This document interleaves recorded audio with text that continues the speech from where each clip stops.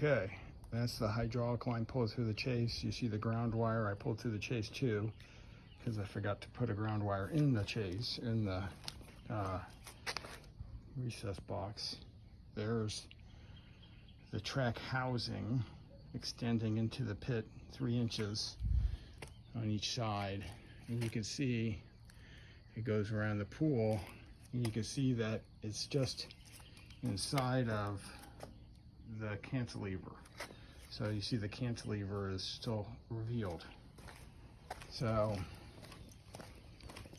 and then this is my end up here, where you see that this side extends past the pool, and then this piece butts into it, so that the cover will pull all the way to the end. And so you see the drill holes there. These are the factory holes here, which are closer to the edge, but in the Plungie pool, you have to drill them really tight to this piece here.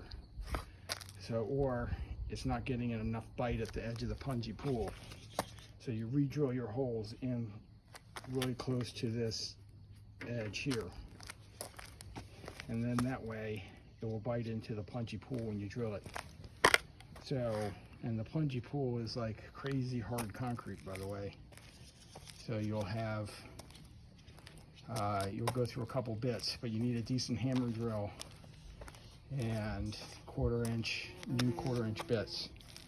So, and this is the bond beam, they call it here. This is the bond beam, where the cover will go over it and go into the pit. So I didn't know at the time that the cover was going over this, and so my concrete guys did not make that really smooth. So I took a grinder and I smoothed it out, because I didn't want the cover going over it wearing out on the surface of the deck. So if you do this and you have like a bond beam like that, then you need to make sure that it's smooth.